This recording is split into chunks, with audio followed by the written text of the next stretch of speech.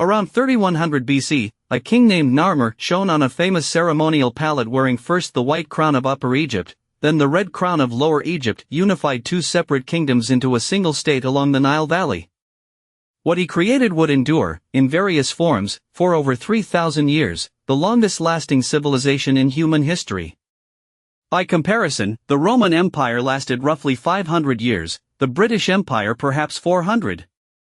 Egypt's pharaonic civilization lasted longer than the entire span of recorded history before its founding. Understanding why requires understanding the Nile. The Nile was Egypt's gift and its engine. Every year, predictably, the river flooded, depositing rich black silt across the desert valley floor. Ancient Egyptians called their land Kemet, the Black Land, distinguishing it from Deshret, the red land of the surrounding desert. This annual flood created soil so fertile that Egypt could feed itself and export grain across the ancient world. The desert on either side provided natural protection from invasion. Egypt's geography made it one of the most defensible positions in the ancient world. While other civilizations fought for survival, Egypt could invest its surplus in monumental architecture, elaborate religious systems, and bureaucratic administration. The pyramids remain the most astonishing physical achievement of the ancient world. The Great Pyramid of Giza, built for Pharaoh Khufu around 2560 BC, originally stood 146 meters tall, the tallest human-made structure in the world for nearly 4,000 years. It contains approximately 2.3 million stone blocks averaging 2.5 tons each. Recent archaeological evidence has fundamentally revised how we think about its construction, not by slaves, as classical sources claimed, but by skilled workers who received wages in bread and beer, lived in purpose-built villages with medical care, and were organized into named work gangs who left graffiti identifying themselves with pride. They were Egypt's workers, building monuments for a civilization they believed in. Egyptian religion was the organizing principle of the entire civilization.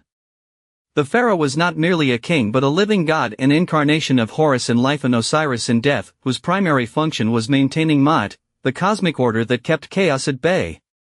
This religious framework justified everything: the massive labor mobilized for pyramid construction, the elaborate burial rituals, the vast temple complexes, the priesthood that administered perhaps a third of Egypt's economy.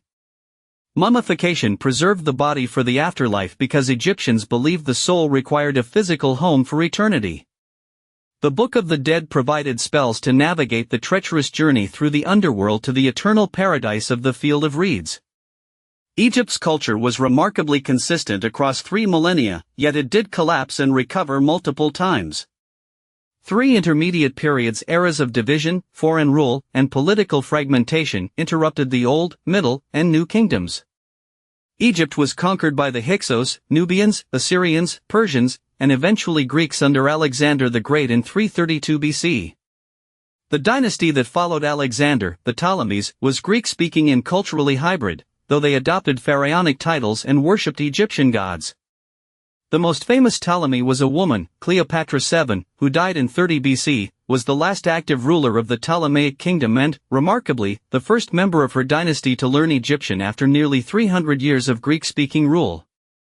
Egypt's legacy runs through the foundations of Western civilization in ways both obvious and hidden. The concept of a centralized state administration, standardized weights and measures, systematic taxation, and professional bureaucracy were all refined in Egypt long before Greece or Rome. Egyptian mathematics and medicine influenced Greek scholars who in turn influenced the rest of Western thought. The monotheism introduced briefly by Pharaoh Akhenaten around 1350 BC may have influenced the development of Israelite religion. The very word alchemy derives from al-Chem, the Arabic name for Egypt, the Black Land. 3,000 years of civilization didn't disappear, it transformed into everything that came after.